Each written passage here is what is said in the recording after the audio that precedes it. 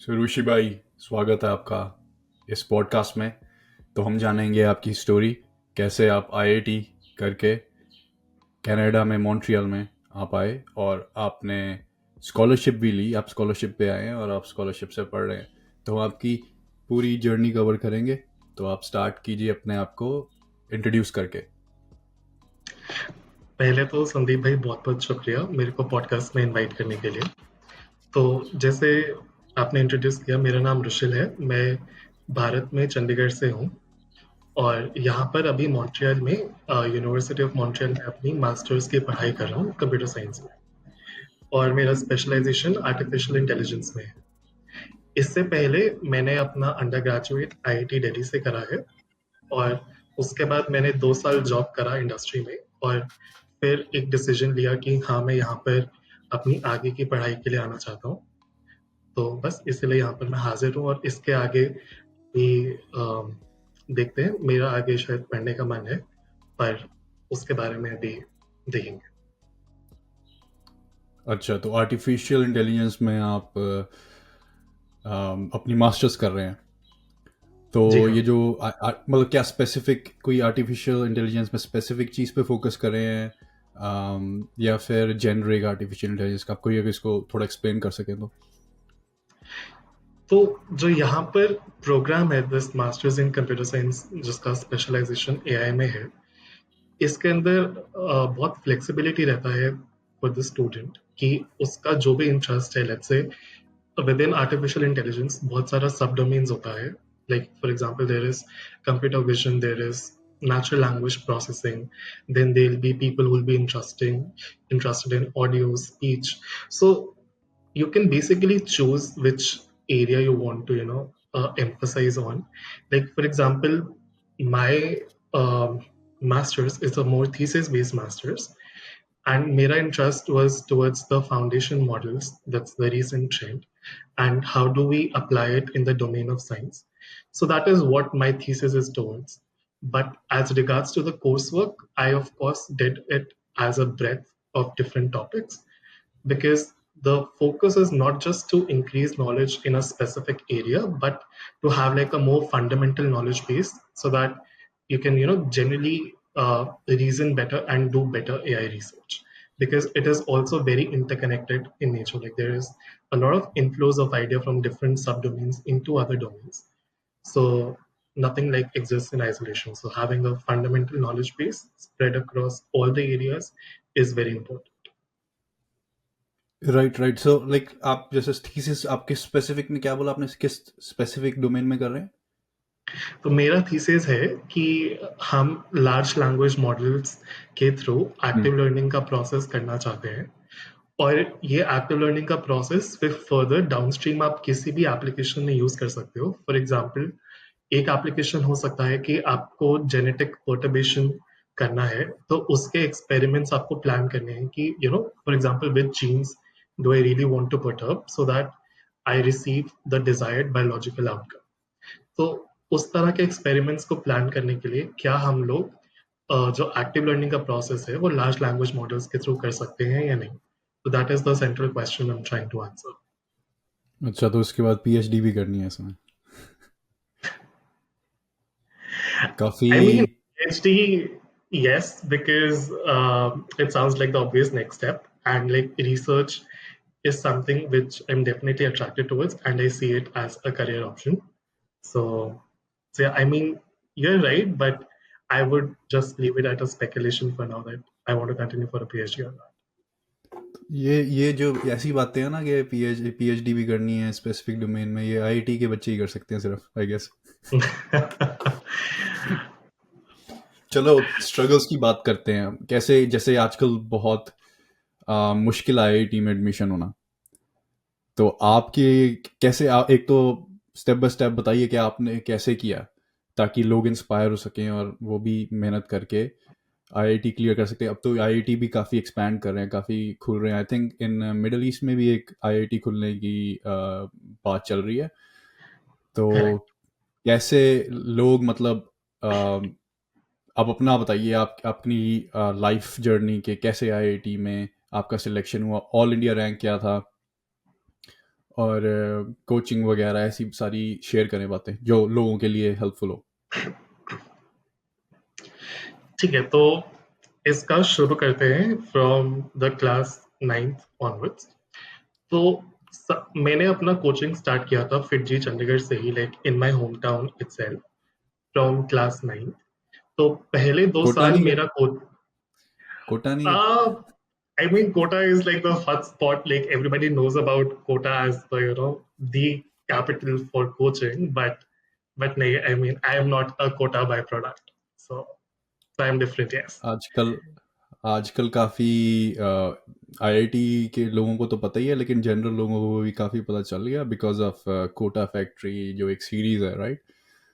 I think Correct. उसकी नई series भी अभी आई है, नया सीज़न एक्चुअली। सो काफ़ी लोगों को पहले जिसको नहीं भी पता था उसको भी पता चल गया अब। हाँ, सॉरी, आप Correct. But कंटिन्यू कीजिए इसके। but like इस टॉपिक को एक मिनट फिनिश करते हुए कि about people knowing about Kota and Kota factory. So it is very true, like in my opinion, like as to जो उसमें दिखाया गया about the pressures, stress in general. But वो also I think it's very contextual.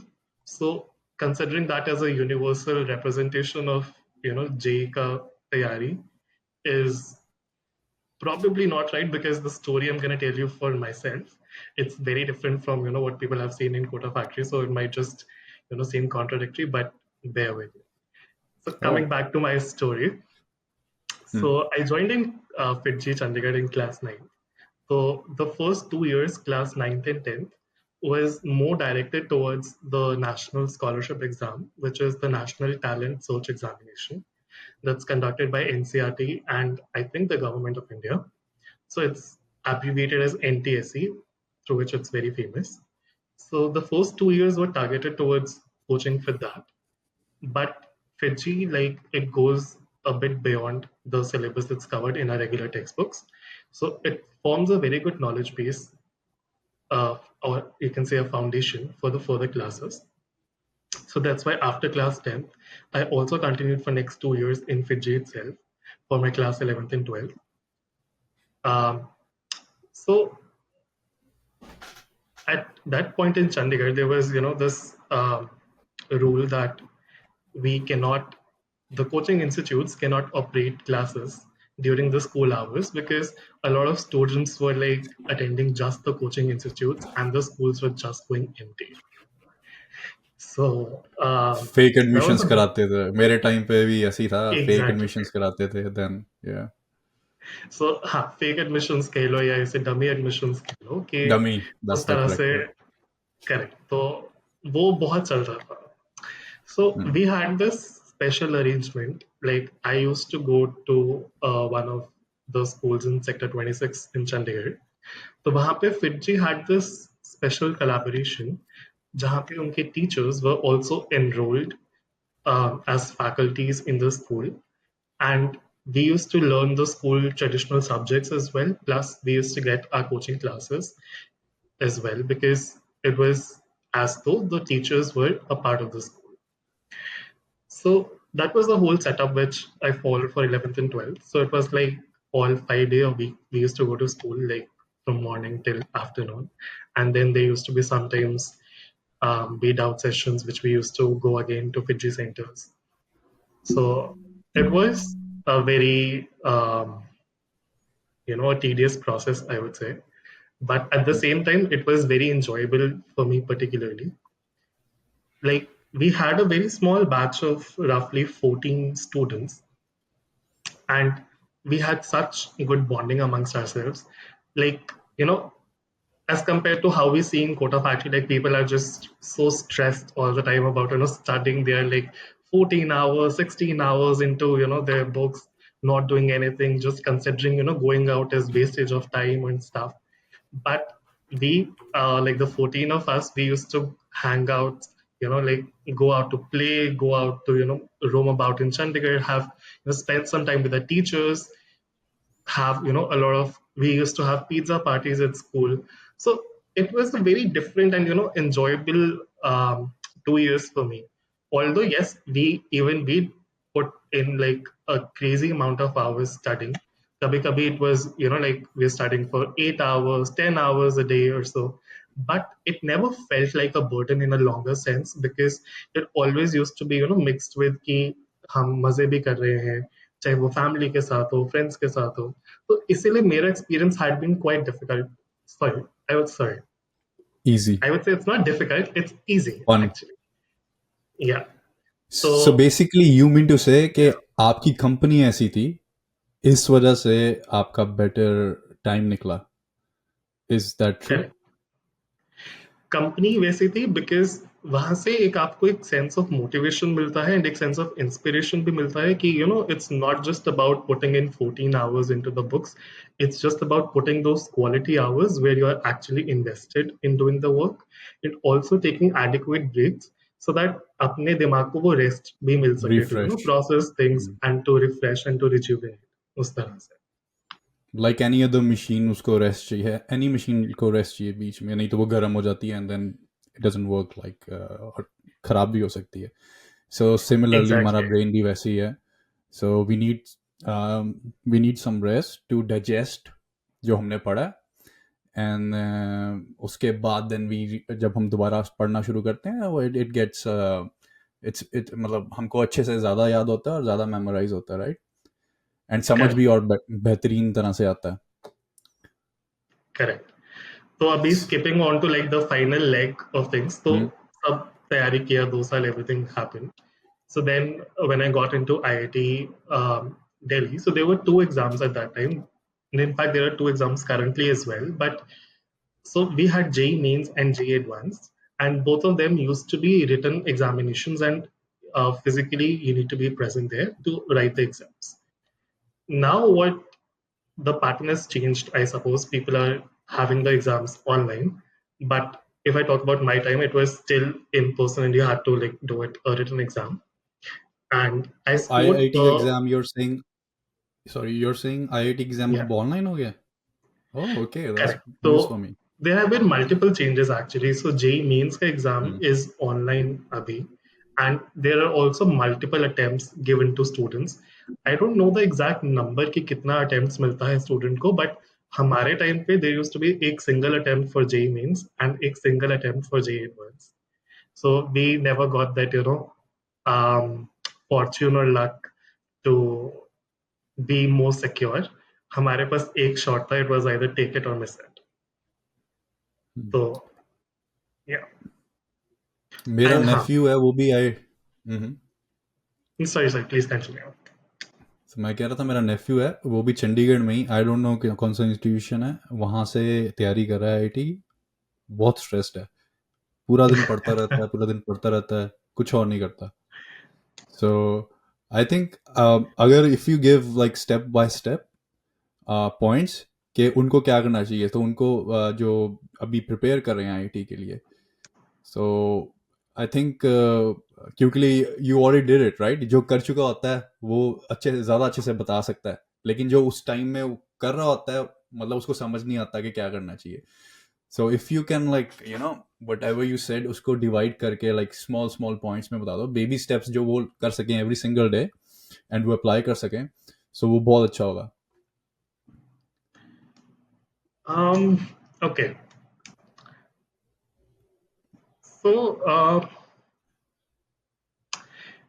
baby steps, let's break it down it in this way. I don't know like if it's going to be baby steps or not, but let's see. Mm-hmm. So the Mm-hmm. first step, I think, very important is to plan your day in a sense that you have adequate time that you're giving to study, and then you have adequate time that you're also giving to refreshing yourself. So having, maybe like an hour or let's say 1.5 hours for that thing or 2 hours, let's say, is something very important, and you need to keep it kind of in your daily schedule that okay, ये time मेरा है कि इस time में I can do anything. Maybe I can go out to play, maybe I can, do some hobby which I like, जो भी तुम्हारा मन करे. So that is one basic thing you can start with. Second thing is अब जो हमारा time है पढ़ने का उसके अंदर हम कैसे ऑप्टिमाइज करें चीजें. तो वो स्ट्रैटेजी एक्चुअली चेंज होता है कि तुम कितना एग्जाम के पास हो या तुम्हारा टाइमलाइन क्या है. बट अगर मैं जनरल सेंस में बात करूं like for the majority of the time, तो वो इस चीज पे डिपेंड करना चाहिए फर्स्ट, कि जैसे हम कहते हैं ना कि जो चीज अपने को नहीं आती है, जो चीज मुश्किल होती है, वो सबसे ज्यादा टाइम लेती है, तो उसको टाइम देना भी चाहिए। हम्म, क्योंकि अपने जेई में 3 सेक्शंस आते हैं, तीनों का इक्वल वेटेज होता है। तो अगर आपका एक सब particular subject out of let's say physics, chemistry and maths weak है, तो उसको नेचुरली अपने हफ्ते के टाइम टेबल में या अपने दिन के टाइम टेबल में इस तरह से पॉपुलेट करो कि उसको नेचुरली थोड़ा ज्यादा टाइम मिले और तुम उसमें चीजें अच्छे से कर पाओ। तो वो एक अंडरस्टैंडिंग अबाउट कि मेरा क्या अच्छा है क्या बुरा है, वो बहुत जरूरी है। और वो थोड़ा विद टाइम आता है, तो वंस थोड़ा वो क्लैरिटी मिलने लगे, तो उस हिसाब से उसको करना चाहिए।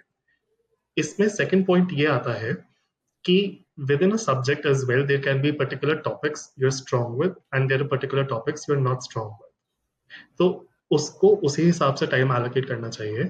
एंड टुवर्ड्स द एंड इस स्ट्रैटेजी में like I won't describe like in detail as to क्या चेंज आता है, but on a very high level, what the change that happens is you have to strategically plan according to the exam, and go with kind of that gut feeling or that inputs you get from your, let's say, institute or the teachers or the mentors whom you're contacting about.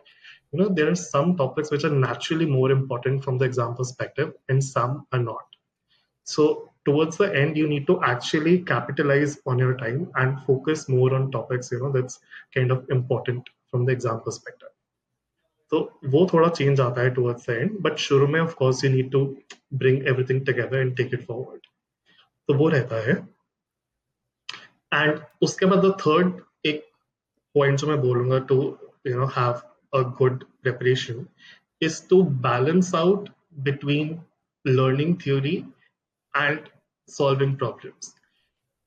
Because what happens is कि कभी कभी हमें क्या होता है कि हम theory पढ़ते रहते हैं, like we covered 1 chapter 2 chapters and we are like कि हमें समझ आ गया, but we don't try adequate amount of problems to actually see कि जो समझ आया हम उसको ट्रांसलेट कर पा रहे हैं towards applications or not।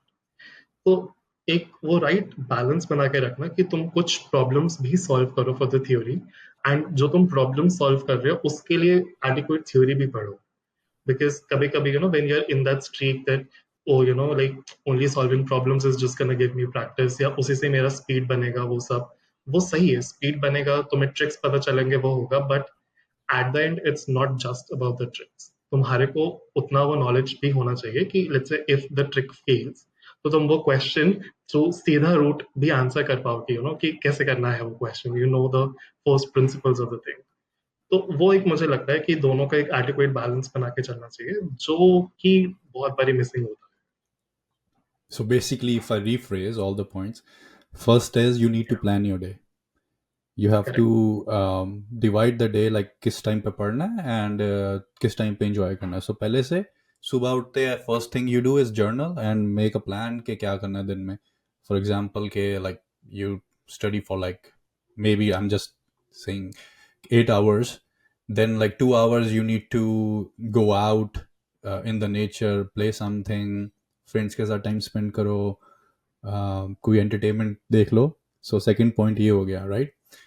And then third point is जिसमें आप वीक हो उस पर ज़्यादा फोकस करो. जिस सब्जेक्ट्स में आप वीक हो, उस जिस टॉपिक्स में आप वीक हो उस पर कॉन्सेंट्रेट करो.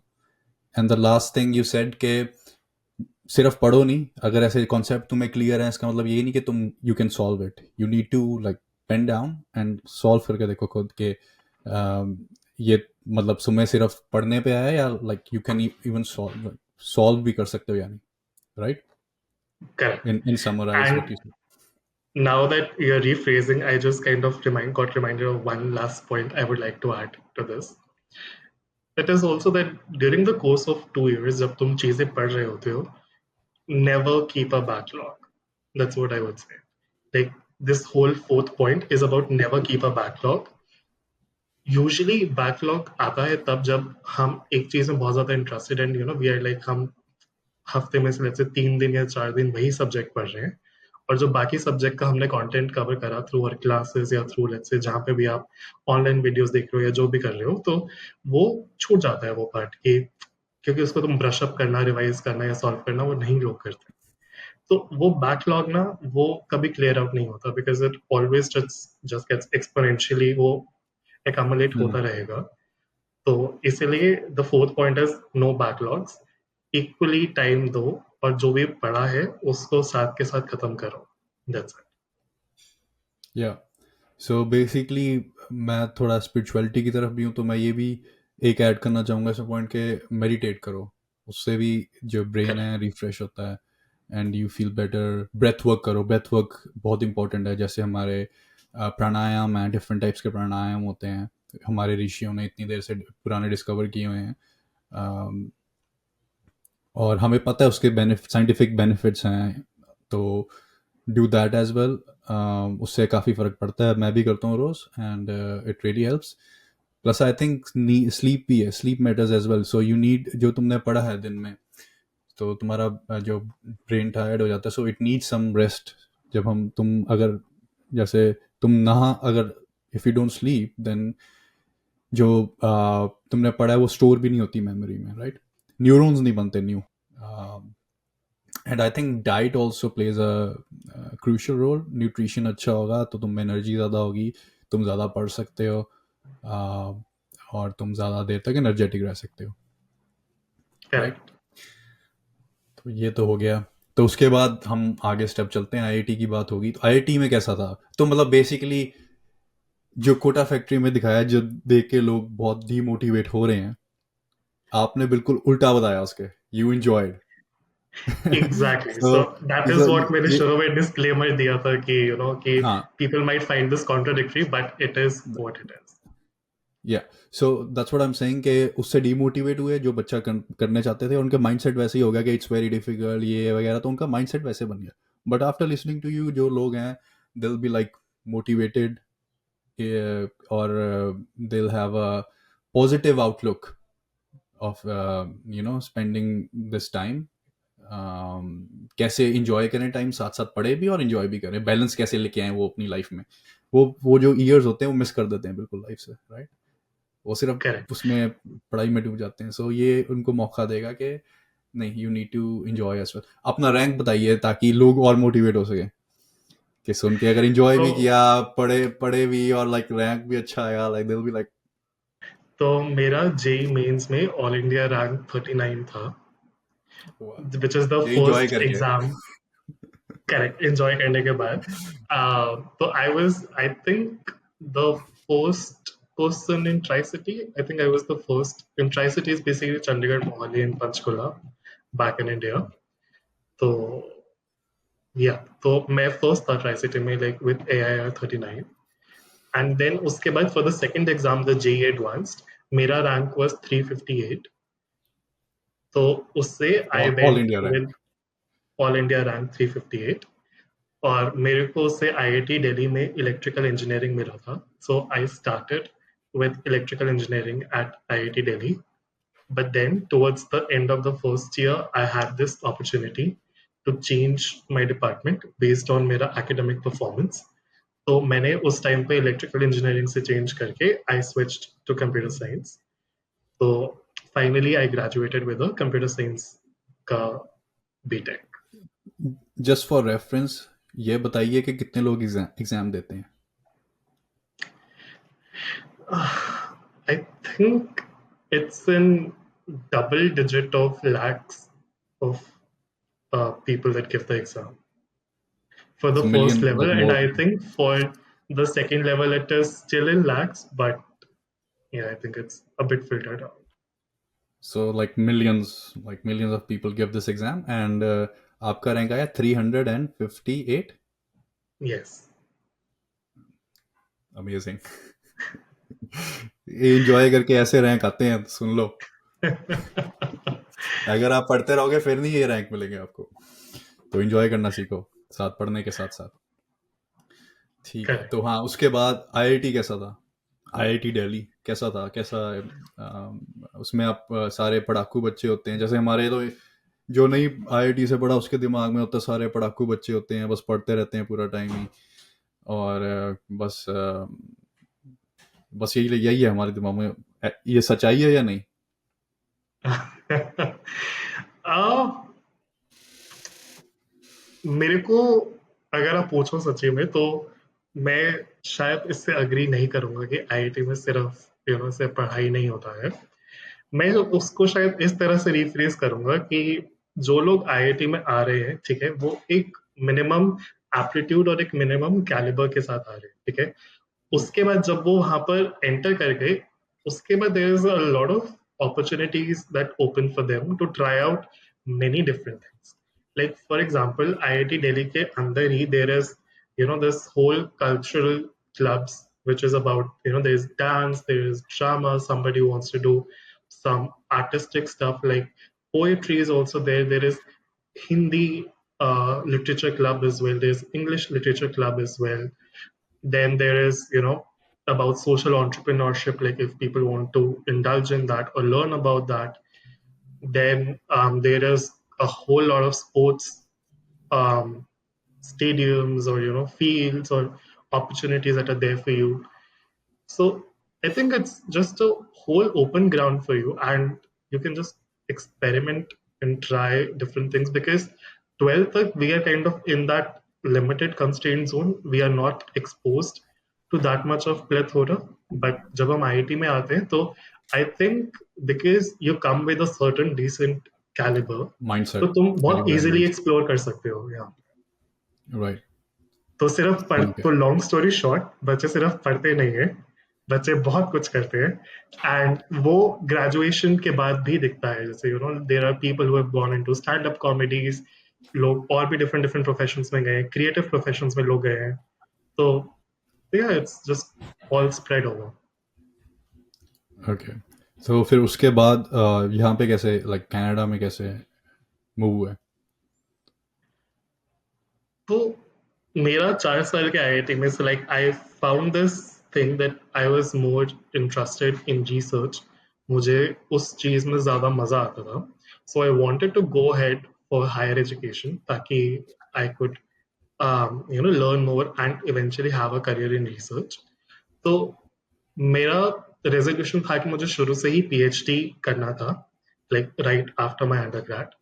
बट उस टाइम पे because I was having that knowledge gap और एक वो शायद एक्सपीरियंस या फिर एक वो um, एक वो मोटिवेशन उतना स्ट्रॉन्ग इनफ नहीं था कि पीएचडी करना ही है। तो I went for 2 years of job जिसमें मुझे इंडस्ट्री में काम करते हुए रियलाइज हुआ कि जो वो काम है वो अच्छा है for somebody who likes to do it, but for me जिसका ज्यादा inclination was towards research, it did not make a lot of sense.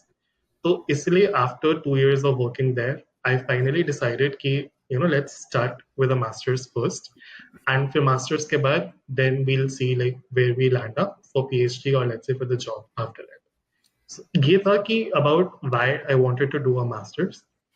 And then उसके बाद why Canada is actually a very interesting thing in itself. So जब मैंने apply करा मेरे पास options था कि I could even go to US for my masters. I had options from Columbia University and the University of Pennsylvania as well, जो कि दोनों बहुत ऐसे top ranked universities हैं in computer science. But still I chose Canada, यहाँ पे especially the Mila Institute for AI and the University of Montreal. तो Canada choose करने के मल्टीपल बेनिफिट्स हैं, लाइक फॉर एग्जांपल यहाँ पे there is more financial support through scholarships for even the master's students. It's not just reserved for the PhD students.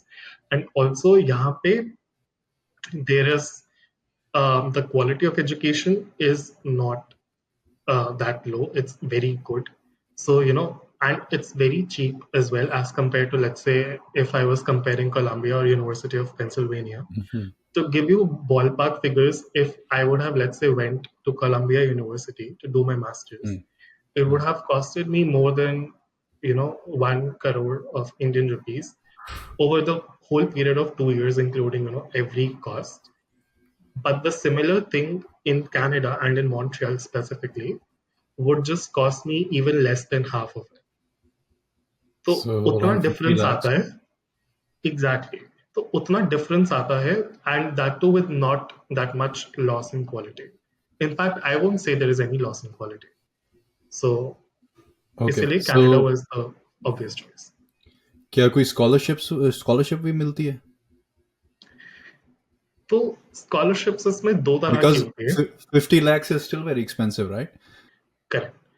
So what happens is कि दो तरह का scholarships होता है। पहला स्कॉलरशिप है कि जब हम इंडिया से आ रहे हैं तो हम इंडिया में जो भी एजेंसीज होता है जो स्कॉलरशिप्स ग्रांट करते हैं, हम उनसे उनका पूरा एप्लीकेशन प्रोसेस होता है, तुम उसमें भर सकते हो और वो फिर तुम्हारे को लाइक एक पूरे प्रोसेस के थ्रू लेके जाते हैं about interviews and then finally it's a decision that तुम्हें मिला स्कॉलरशिप या नहीं। For example there is K C Mahindra which gives scholarships for Indian students who want to go and study abroad. It is unconditional of whether you want to do a master's or PhD और तुम कहाँ पे करना चाहते हो outside India, ऐसा कोई restriction नहीं होता है। ठीक है, तो जैसे केसी महिंद्रा हो गया, इसके बाद JN टाटा का ऐसा स्कॉलरशिप होता है। Then there is one Narottam Sekhsaria foundation का स्कॉलरशिप होता है। तो ऐसे there are many other scholarship जो तुम इंडिया से भर सकते हो, तो वो तुम्हें एक सर्टन अमाउंट देते हैं कि तुम जाके पढ़ सको। ये जो अमाउंट होता है ये यूजुअली इंटरेस्ट फ्री लोन की तरह दिया जाता है। It's not just a grant कि तुम्हें दे दिया and you don't have to repay, but it's like कि तुम्हें कोई इंटरेस्ट नहीं पड़ेगा इसके ऊपर। और तुम 2 साल के बाद तुम्हारा जब डिग्री खत्म होगा, specially for masters for example, तो उसके बाद तुम जॉब करोगे, जो भी अर्न करना स्टार्ट करोगे, तब तुम एक रीपेमेंट शेड्यूल उनका डिसाइडेड होता है, उसके हिसाब से रीपे कर सकते हो। तो it is very convenient, so it does not give you a lot of mental pressure. तो इंडिया से ये स्कॉलरशिप्स होता है। उसके बाद अब जैसे मैं कनाडा आया यहाँ पे, तो मेरा थीसिस बेस्ड मास्टर्स है। तो यहाँ पे I already have a research advisor जिसके साथ I am working in his lab. तो usually advisors thesis based master students को सपोर्ट करते हैं थ्रू अ मंथली स्टाइपेंड। तो वो स्टाइपेंड मतलब अगर आप एनुअल सैलरी की मतलब एनुअल पैकेज की तरह देखो उसमें, तो उससे आपका ट्यूशन कॉस्ट आप कवर कर सकते हो and a very large part of living expenses भी उसमें से कवर हो जाता है। तो वो उतना रहता है। Like to give you a figure, तो for example university of Montreal में मास्टर स्टूडेंट्स को somewhat between 20 to 27,000 Canadian dollars per year मिलता है, तो जिसमें आप अपना एजुकेशन का फीस और लिविंग एक्सपेंसेस कर सकते हो। प्लस यहाँ पर और क्या होता है कि जैसे यूनिवर्सिटी ऑफ मॉन्ट्रियल का स्पेशली एक ट्यूशन एग्जाम्पशन प्रोग्राम है फॉर इंटरनेशनल स्टूडेंट्स। तो उससे एक पार्ट ऑफ जो ट्यूशन फीस होता है वो ऑफसेट हो जाता है तुम्हारा। आई तो थिंक दैट वो is specifically for AI, right? AI student, क्योंकि मेरा एक और फ्रेंड है साउथ इंडिया से, वो यहीं पे है, वो भी उसने भी AI में किया था एंड उसको भी स्कॉलरशिप मिली है। As far as I know it is not AI specific. मतलब okay. It might just be कि सैम्पलिंग बायस के आपको जो लोग मिले वो शायद मेजरली AI उसके थे, but it's not just for AI, it's for larger okay. Graduate student body जो ज्वाइन करते हैं। तो वो एक स्कॉलरशिप रहता है जो आपको थ्रू आउट आपका टर्म मिलता है एवरी ट्राइमेस्टर। तो आप उसको मतलब उससे आपका ट्यूशन फीस कम हो जाता है। देन उसके बाद यहाँ पे जैसे I had been very lucky कि government of Canada and I think government of Quebec as well for that matter scholarships provide करते हैं to international students to retain the talent in the Quebec area या in Canada in general. Right. तो वो ऐसे international master students को मिला इन 2 terms। सो जैसे for me over the course of 1 year that scholarship was roughly around 7 to 8 thousand dollars। So that was in That's itself nice. a significant amount. And aside besides all of this, there is also regularly some of the other competition that keeps on coming up, within the university as well. I think that's more university specific. So for example, there will be some form of excellence Hmm. scholarships that depend on your academics, or it could be based on other parameters like how involved you are in your studies and general society around you as well, how much volunteer work or other things you're doing. So it covers a lot of different aspects. So इसलिए there are plenty of opportunities for these scholarships. Yeah. Okay, that's good, good to know. And ये जो सारी scholarships हैं, easy होती हैं apply करने के लिए? तो तो जो इंडिया का स्कॉलरशिप्स रहता है, naturally there is every year a lot of students who go out for hmm. Studies, तो उसमें कंपटीशन थोड़ा सा हार्ड रहता है कि, राइट। और क्योंकि उसमें तुम एप्लीकेशन भरोगे, देन जैसे मेरे को जैसे जेएन टाटा का स्कॉलरशिप मिला था, तो उसके लिए शुरू में हमने पूरा एप्लीकेशन फॉर्म भरा, देन देयर वाज एक स्मॉल बिहेवियरल टेस्ट हुआ हमारा, जिसके बेसिस पे फर्दर शॉर्टलिस्टिंग हुआ, then there was this interview which happened, and I think then roughly out of some thousands of students they finally selected only 90 students जिनको उन्होंने scholarship दिया।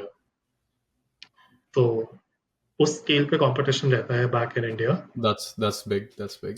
तो यहाँ पे जैसे जो मैंने गवर्नमेंट स्कॉलरशिप्स बोला अबाउट द इंटरनेशनल स्टूडेंट्स, वो I think unconditionally every international master student को मिलती है, प्रोवाइडेड आप एक अच्छी एकेडमिक स्टैंडिंग में हो। मुझे मुझे तो नहीं मिली, मैंने कॉन्कोर्डिया यूनिवर्सिटी से की थी। I think time to time depend करता है कि कब, जैसे तभी मैंने बोला कि आई वाज फॉर्चुनेट इनफ कि हमारे टाइम पे 2 बार ही मिला, बट मैं गलत टाइम पे आया यहाँ पे, थोड़ा लेट आना चाहिए था। प्रॉबेबली। या। तो बट क्या, सो उसमें से कोई कंडीशन जैसे वो नहीं रहता है। देन उसके बाद जैसे एक्सेलेंस स्कॉलरशिप्स होता है जो यूनिवर्सिटीज में, उसमें ऑफ कोर्स डिपेंड करता है कि आपका कितना जीपीए चल रहा है, आप अच्छे से एकेडमिक्स में परफॉर्म कर रहे हो या नहीं। उसके बाद आपका बिसाइड्स एकेडमिक्स क्या अचीवमेंट्स है, लाइक फॉर एग्जांपल आपका, अगर आप रिसर्च में हो तो पब्लिकेशंस कैसे हैं आपकी, या फिर अगर आपको कोई और अवार्ड्स या डिस्टिंक्शंस या कुछ और मिला है, तो एक नेचुरली आपके होलिस्टिक कैंडिडेचर पे आपको वो स्कॉलरशिप्स दी जाती हैं। But application process in itself it's not that tough. उसमें यूनिवर्सिटीज आपको पूरा गाइड करती हैं कि क्या चाहिए क्या नहीं चाहिए, hmm. And then you just prepare it to the best of your abilities. बहुत बढ़िया, बढ़िया। ये सुन के लोग बहुत इंस्पायर होंगे। तो आप जो अभी इतना कितनी देर हो गई यहाँ पे, मॉन्ट्रियल, कनाडा, मॉन्ट्रियल में? मेरे को it's almost, I forget the count, it's 10 or 11 months, but for safety's sake, let's अच्छा। say it's almost going to be 1 year. Okay. सो अगर कोई आना चाहता है इंडिया से, तो आप उसको क्या मतलब कहेंगे कि आए, मतलब, या फिर you like it here, and क्या उनको कहना चाहेंगे आप जो आना चाहता है यहाँ पे?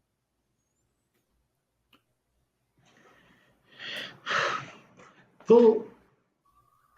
I would definitely suggest for somebody जो आगे पढ़ना चाहता है कि Canada and Montreal specifically, it's a very good destination and you can consider it on top of your list. But that would also, I'll say that with a pinch of salt because it also depends आप किस area में आके आप करना चाहते हैं काम, क्योंकि यहाँ पर हर एरिया के लिए बहुत अच्छा नहीं है। There are certain areas, for example AI in general काफी स्ट्रॉन्ग है यहाँ पे because of several good professors. But let's say अगर आप किसी और एरिया की बात करें, कि अगर आप लेट्स से नेटवर्क्स की बात करें या किसी और उसमें, तो it might not be that strong as well. तो आप अपना रिसर्च अच्छे से करें जहाँ पर आपका एरिया, आपको अच्छे प्रोफेसर या अच्छा फिट दिखता है। बट अज्यूमिंग आपका फिट मॉन्ट्रियल में बैठता है, so then in that case Montreal is a very good city personally, I think. तो आप आ सकते हैं यहाँ पे, and yeah, it's gonna be super fun. I was actually very skeptical about the city जब मैं शुरू में आया था कि कैसा होगा कैसा नहीं, because फ्रेंच लैंग्वेज है, फ्रेंच कल्चर है, थोड़ा सा डिफरेंट है, नहीं आता है, क्या एडजस्टमेंट प्रॉब्लम होगा नहीं होगा। बट मतलब over the span of this 1 year I would say कि नहीं, बहुत सॉलिड है, बहुत अच्छा है, आना चाहिए good, for sure. Good to know. तो मैंने जैसे आपने स्टोरी बताई, तो ऐसा फील हो रहा है कि आप हमेशा एक्सीलेंस की तरफ जाते हैं। तो क्या मोटिवेट करता है लाइफ में, क्या मंत्र फॉलो करते हो आप, एंड क्या मोटिवेट करता है हर बारी एक्सीलेंस की तरफ जाने के लिए?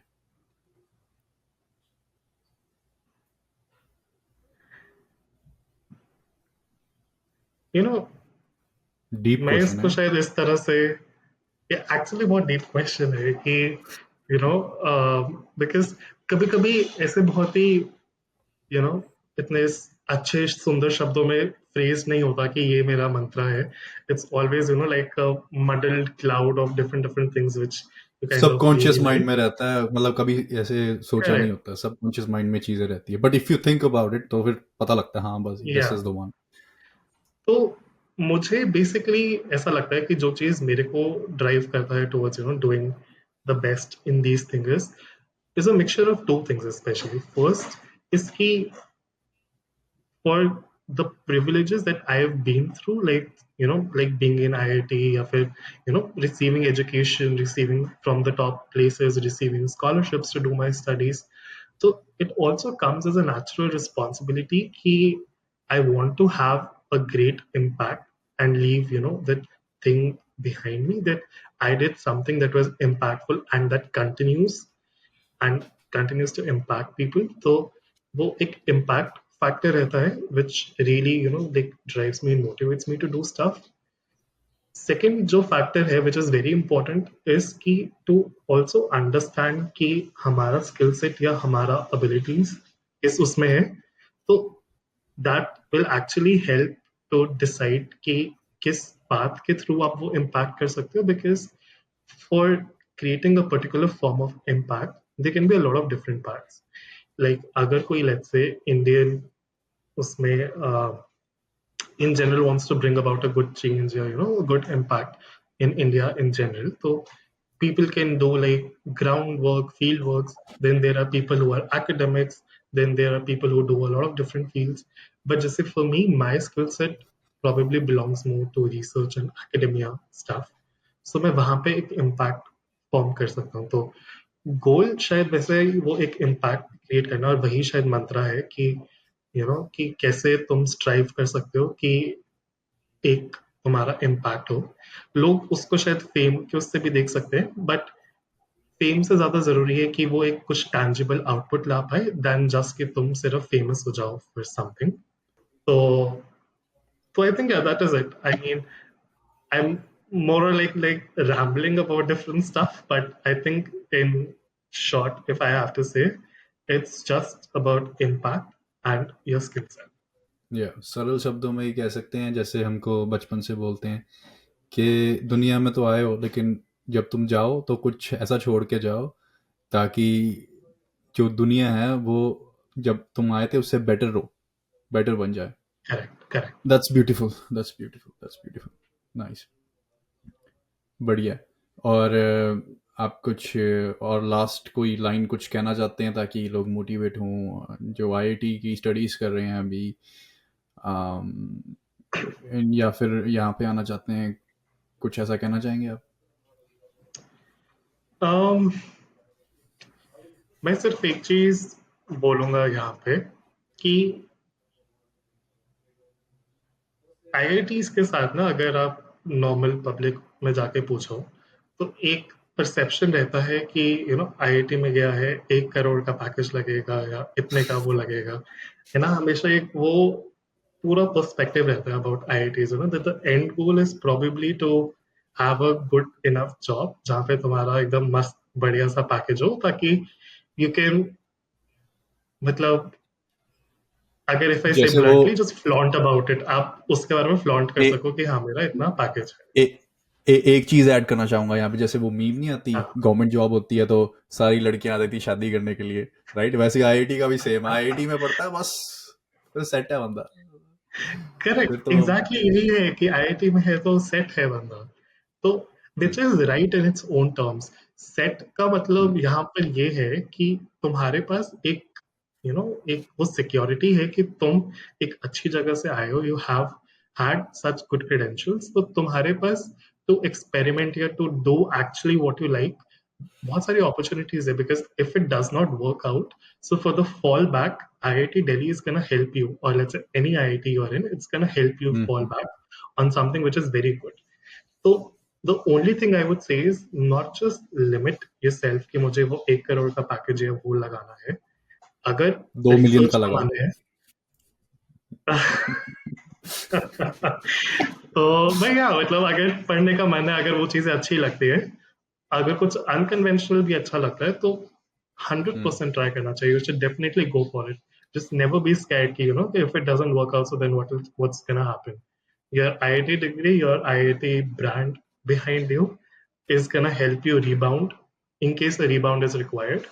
So just, go as, in which direction you want to go, just explore. That's the final parting thought I would want to say. बहुत बढ़िया, बहुत बढ़िया। बहुत लोग इंस्पायर होंगे ये देख के, मैं I am sure about that.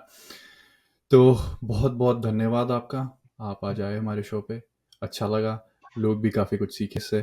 And मैं आशा आपको भी गुड लक करता हूँ आगे के अपने सफ़र के लिए, और जो देख रहा है इसको उसको भी मैं गुड लक कहना चाहूँगा। आप भी अपनी ज़िंदगी में बहुत सक्सेसफुल हों। धन्यवाद।